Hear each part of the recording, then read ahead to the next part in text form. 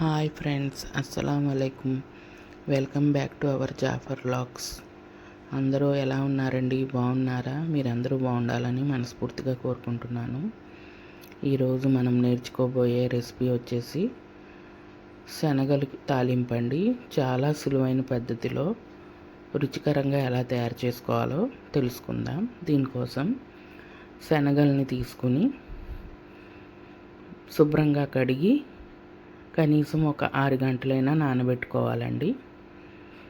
అలా నానబెట్టుకున్న శనగల్ని కుక్కర్లో తీసుకుని శనగలు మునిగేంత వరకు నీటిని పోసి ఒక టేబుల్ స్పూన్ అంత ఉప్పు వేసి బాగా కలిపి కుక్కర్ మూత పెట్టి 3 విజిల్స్ వచ్చే వరకు ఉడికించుకోవాలి. 3 విజిల్స్ వస్తే సరిపోతుంది ఫ్రెండ్స్, మెత్తగా ఉడికిపోతాయి. ఇలా తీసి చూస్తే, చేత్తో మెదిపి చూస్తే బాగా ఉడికి ఉంటుంది. ఇలాగా ఉడికితే సరిపోతుంది. ఇలా ఉడికించుకున్న శనగల్ని ఒక స్ట్రైనర్లో తీసుకోవాలి. నీళ్ళు మొత్తం పోయేలాగా తీసుకుని పక్కన పెట్టుకోవాలి. ఇప్పుడు ఈ శనగలకి తాలింపు పెట్టుకుందాం ఫ్రెండ్స్.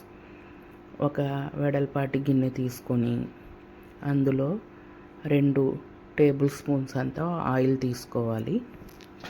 ఆయిల్ బాగా వేడైన తర్వాత ఒక 2 స్పూన్ల జీలకర్ర, 1 స్పూన్ ఆవాలు వేసుకుని ఆవాలు జీలకర్ర చిటపటలాడేంత వరకు వేయించుకోవాలి.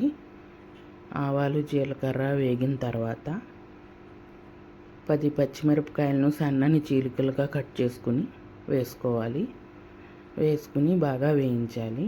ఇందులోనే 1/2 స్పూన్ పసుపు కూడా వేసుకోవాలి. ఈ తాలింపు మొత్తం వేగిన తర్వాత 3 రెబ్బల కరివేపాకు వేసి కరివేపాకు కూడా బాగా వేయించాలి. ఇలా వేయించిన పోపు మిశ్రమంలోకి ఉడకబెట్టుకున్న శనగలను కూడా వేసి ఈ తాలింపు మొత్తం శనగలకి పట్టేలాగా బాగా వేయించాలి. శనగలు మొత్తం బాగా కలపాలి. బాగా కలిపితేనే తాలింపు మొత్తం పడుతుంది ఫ్రెండ్స్. కొంచెం మెల్లిగా కలుపుకోవాలి. ఉడికేటప్పుడు వేసాం కదా ఫ్రెండ్స్ ఉప్పు, ఇప్పుడు రుచికి సరిపడా వేసుకోవాలి. ముందు 1 స్పూన్ వేసాను, తర్వాత ఉడికిన తర్వాత 1 స్పూన్ ఉప్పు వేసాను. సరిగ్గా సరిపోయింది.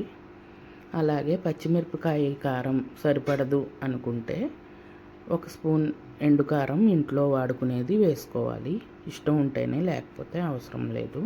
ఈ కారం సరిపోద్దంటే ఎండు కారం వేయవలసిన పని లేదు. ఇలా వేసి బాగా కలిపిన తర్వాత ఒక కొత్తిమీరను కూడా తరిగి పెట్టుకున్న కొత్తిమీరను కూడా వేసి బాగా కలపాలి. తాలింపు మొత్తం పట్టేలాగా కలపాలి. అలాగే చివరిలో ఒక అరచెక్క కొబ్బరి, పచ్చి కొబ్బరిని తురుముకున్న మిశ్రమాన్ని తీసుకుని ఇందులో వేయాలి.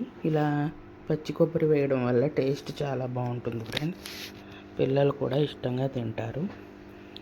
పిల్లలకి ఈ స్నాక్ రూపంలో పెట్టడం వల్ల పిల్లలకి కావలసిన ప్రోటీన్స్, ఫైబరు, కాల్షియం మొత్తం అన్నీ ఈ శనగల్లో ఉంటాయి ఫ్రెండ్స్.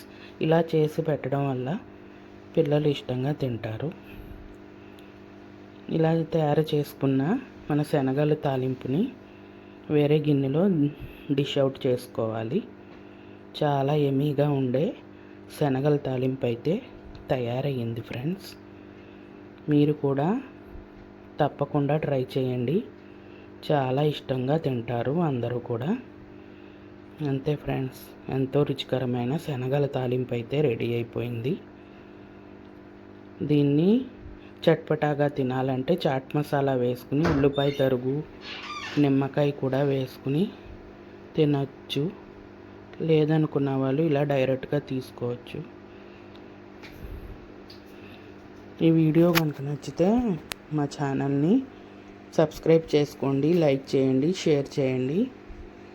మీ అభిప్రాయాన్ని కామెంట్ రూపంలో తెలియజేయండి. Okay friends, bye. అస్సలం అయికుం. అల్లా హాఫీజ్. Thank you friends.